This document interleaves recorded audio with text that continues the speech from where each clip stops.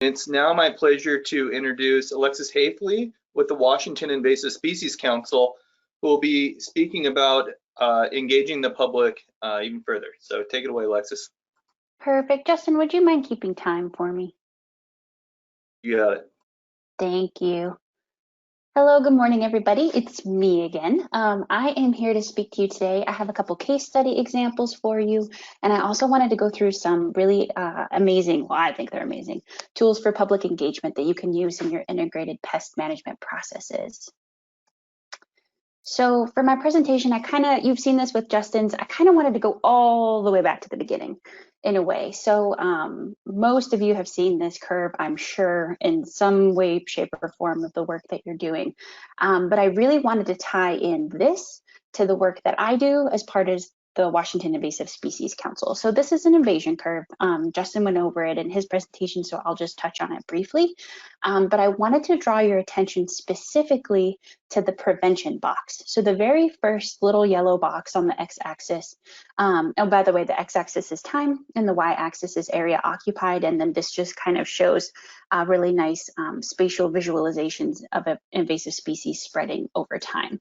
So that little orange prevention box is kind of where I live as an education and outreach coordinator. I spend the majority of my time on social media, interacting with members of the public, interacting with members of industry on that little yellow box, getting the word about prevention. So that's our clean, drain, dry messaging. That's our don't let it loose messaging. To some degree, that's our squeal on pigs messaging. So that's why we spend so much of our time as invasive species people in that yellow box, because by the time you get a first detection, and so that's that little green box next to the yellow one that says entry point. By the time you get a first detection, you already have some semblance of a population. It's probably the first detection is not the only thing. That's not the only invasive species that is found. And so by the time we even realize something is there, that window of eradication is already super short. I mean, look at how tiny that is between prevention, containment, and then management. It's just a breadth of a window that you have in order to find this invasive species and then to take care of it. And so really, before I get too much more into this graph and what it means with the council, I just kind of wanted to bring your awareness to that the majority of the work that we do is in prevention, and that's in order to stop this monumental influx of invasive species that eventually get to the point where you're never going to get rid of them. You're only going to manage them, and it's going to be exorbitantly more expensive to do that managing than it would be if we were able to prevent it in the first place. So again, Justin was great and went into a lot of this, but I love this slide in particular. I try to throw this into most of my presentations because this is just like a list of the council agencies and a list of the council members. And I love this because it shows you the breadth of the people that are represented on the council. I've worked in government for a little while now, and the council is really the only organization I've ever been a part of that really tries to be inclusive. It tries to get all of these different industry, tribal, federal, state, local municipalities in the same room to talk about issues that affect everybody. And so each of these industries or agencies or whatever have a representative, so the council member, and they also have at least one or two, sometimes more alternates to come in their place should the representative not be available. So these 22 organizations equate to a lot of people that are all kind of in this same field and are all interested and passionate about invasive species work. And of course, their mission is to provide policy level direction and planning for exactly that, for invasive species work, in order to prevent it, if we have it, to eradicate it, similar to what Carla was talking about. That's kind of the scope of the council, is to operate within this very specific mission that sounds really simple, but incorporates tons of other stuff and tons of other agencies. So what does that mean? So basically the role of the council in response to this invasion curve is we want to take that initial detection point and we want to shorten it as much as we possibly can between when we first detect that there's a new invasive species and then getting through to where we completely eradicate it. And it was really kind of just fortuitous that I followed in the order that we did. It's almost like there was a plan, because we had Carla talk about, like, you know, the gypsy moth detection and the Asian giant hornet detection, and then you had Justin talk about the role of the council.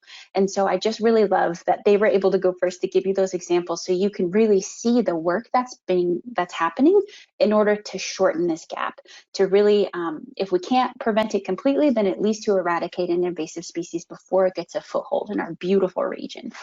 And so to go into a bit more detail, I have a couple case studies for you that hopefully will illustrate sort of this this theoretical framework, right? Because up until this point, we're just talking about like invasion curves and X and Y axes and time and spatial differentials, but it's not really, it doesn't really mean anything. And so I had these case studies, I have a couple of them to review with you today to hopefully sort of illustrate in a more tangible way the role of the council and how it can directly impact some of these detections. So the first one I chose is just the lowly goldfish. And I love this example because this is something that's almost to the point of mundane, where it's not as flashy as the Asian giant hornet. It's not quite as dangerous as the feral swine that Justin talked about, but it's still really important. And it still is an excellent way to kind of communicate your mission to the greater, wider audience that is the public. And so basically, I'm going to take you through kind of like the story of the goldfish. So at first, there was a report on February 5th. It came through not in our reporting app, which I'll talk about in a little bit, but through our social media. We got a direct message through Facebook from a concerned citizen that basically was like, I saw somebody releasing goldfish in a stream. I don't think you're allowed to do that, right? And we were like, no, you certainly are not. Like, thank you for contacting us. This was great.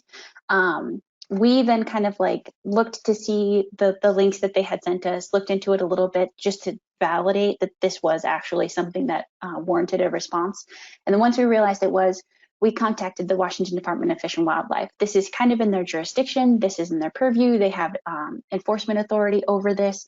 And so we wanted to let them know, like, hey, we got contacted about this. We thought you guys would want to know about it. It's part of like your aquatic invasive species program and your outreach. And so they decided, after they did their own investigating and found the individuals responsible for this, to send a law enforcement officer up to this area to make contact with these people. And of course, it turns out like they had no idea that you're not supposed to release goldfish in the stream. They had no idea the impact it could have on salmon. They had never heard of the Don't Let It Loose campaign before. And so that law enforcement officer decided then, rather than like writing a citation and giving them a fine, which would have been in their purview to do, it was more beneficial for him to have an educational point of contact. It'd be like, hey, did you know about the Washington Invasive Species Council? Hey, did you heard about the Don't Let It Loose campaign? Make sure to not do this again. Tell your friends, this is why it's bad. Where really kind of catching it in that early stage of, hey, this is a problem and this is why, was more beneficial than just writing like a ticket. And so fast forward a couple days, the contact was over, the incident had been resolved. The local news found out about it and ran a story, which, as Carla was already talking about, was basically free publicity for us, and then also educated a wider audience, more than we probably could have ever hoped to have gotten off of this one tiny incident of lowly goldfish. And so this story ran on the local news. They talked about the Don't Let It Loose campaign. They talked about the Invasive Species Council. They talked about why it's bad to release goldfish into a stream. And all of this because of some person who was aware that this was probably not a great thing to be doing, and knew of the council and decided to report it on our social media page. And so if you're gonna have something like this happen, this was best case scenario. Obviously, best case scenario is not to release the goldfish at all. But if you're going to have somebody who's gonna be doing this, this is a pretty great way to wrap it all up, where you have the contact, you make the educational point, you get your point across, and then they won't do it again. And then you just had a news outlet kind of spread the message for you. My next example is a little bit more flashy one, kind of to piggyback off what Carla was saying. I'm sure by this point, the majority of you have heard about Asian giant hornet. And so this is another similar timeline that kind of illustrates the role of the council in like all these different agencies kind of coming together to do this great work. And so it was first reported to the council actually on a reporting app, which I'll talk about in a little bit, in December of 2019, just kind of by like a sharp eagle-eyed person who was out and was like, oh, this is really weird. I don't think this is supposed to be here. We notified WSDA going, hey, did you know about this? They did know about it. They didn't know it was in Washington, but they had heard about the detection that was in Nanaimo just across the border. And so, as Carla kind of talked about, it got a little sidetracked in their response because of COVID. And so everybody had to shut down and there was no field work happening. And then of course, like the media got hold of it in May, and like Carla's life, my life, Justin's life totally got turned upside down with just the volume of requests that we were getting about Asian giant hornet information, Asian giant hornet reports. And so WCA did something really amazing where they reached out to all these members of the public, where before then they had kind of been working within their own agency and then really with like industry specific beekeeper folks up until that point. And so they channeled all of this really exciting like energy of people wanting to do stuff into trapping. And so they had an entire campaign, which I think Cassie might talk about in a little bit, of how they reached out to the public. They had videos for them, they had instructional guides for them, they taught them how to do trapping, they told them what it was going to entail over the course of several months. And then so they've been doing this for a solid month, and then boom, July happens and they got their first trapped Asian giant hornet. And then everything, it feels like, just took off after then. It felt like between July and October really shortened again that gap, where first trapped in July, you had several more subsequent detections, and then fast forward all the way to October, where they're able to like tie a little cute radio transmitter on an Asian giant hornet, set her loose, and then they find the hive. That's a very simplistic overview. There was much more work involved, especially in the trapping. A big part of what was happening between December and June was figuring out what an Asian giant hornet would be attracted to, because we didn't know, they're not from here. But a lot of that is just a really great example of like, okay, this agency gets it. They're part of the council. They talked to this agency. WCA needed help. They went to USDA. They were notified of it. And then they got the members of the public involved. And so all of this is just all of these people coming together to achieve a greater goal. So it was really cool. And so those are my examples of kind of like how we can shorten that gap. Those are really maybe a bit more tangible ways of like, hey, we had a detection, here's the things that happened, and here's the end result. And all of that stuff in the middle are just these agencies kind of collaborating and working together. Now I'm going to talk about a little bit more Washington Invasive Species Council focused things. And so this is a bit more what I do with my work, is I do these education and outreach materials, and I work with these different stakeholders. So I've mentioned it a couple times already. I've already alluded to our app, but the creation and implementation of our reporting app is probably one of the coolest and most important things the council has done. Many of the invasive pests I've already talked to you about, like the goldfish and Asian giant hornet, and then Justin with feral swine, all were first discovered and reported to us through our app, which is free. You should download it if you haven't already. And Todd, I think, is going to talk about it a little bit later, as to more detail about like how the public got involved with this. But now that the reporting system is in place, our challenge and opportunity has been to let people know it's in place, right? Because it's cool, like, great, we have this information, we have this reporting app. It's not really going to work if people don't know it exists. And so that's where I come in. That's what I spend a lot of my time doing, is I talk to groups. Whenever we have presentations, I typically mention it. I work with different stakeholders, members of the council spread the word. And all of it is just to kind of get that awareness out there, right? Because you could have the best tool in the world, but if nobody knows about it and they're not using it, you still kind of failed.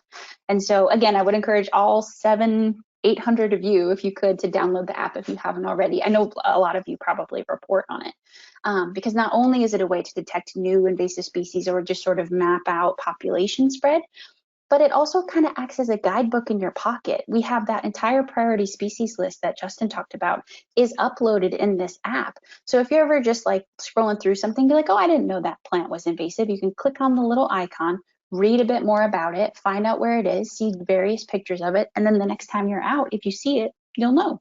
And if you're not sure, you also have sort of something to compare it to, right? If you're out walking and you're like, is that Japanese knotweed? I don't know. You can kind of bring up the Japanese knotweed one, scroll through it, and then compare it to what you're seeing in real time. So I'm very proud of our reporting app, and I think it's really cool. Moving on, in addition to the reporting app, we also have the Pest Watch program. So the Pest Watch program was created in 2018 in partnership with over 8 different state, local, federal, and nonprofit entities. And the purpose of the program was to formalize citizen science in a replicable way. Right? For example, we have amazing volunteers. They submit reports regularly, they contact us regularly, but we didn't really have anything for them to do besides reporting. And so we worked at, like, master gardeners are a really great example. There wasn't anything for them to like really get together to then communicate to other members of their community. And so we wanted, similar to what Carla was saying, we wanted to amplify this message because there's really just the two of us. It's just Justin and I are the staff for the council, and we really wanted to communicate this to a wider group. And so we were like, okay, well, if we have this handbook and we just let people know about the handbook has all of the things in it that you need to be a really great first detector. It's got fact sheets, it's got coloring pages, there are pre-recorded webinars that you could watch in order to get the information that you need. And most importantly, it's free and readily accessible on our website. If somebody's interested in it, we can direct them to our website, show them the link, and then they can download whatever they want and whatever is going to suit them most in the work that they're doing. 5-minute warning, Alexis. Thank you. So it's just a really cool thing that I would recommend checking out. Another thing I'm very proud of is our middle school curriculum. So my predecessor actually worked with a nonprofit that does education to really hone this curriculum, because through multiple stakeholder groups and work groups through the council and input from our partners, we realized we didn't have anything for kids. All of our outreach was for adults. We didn't really have anything meant for school-age children.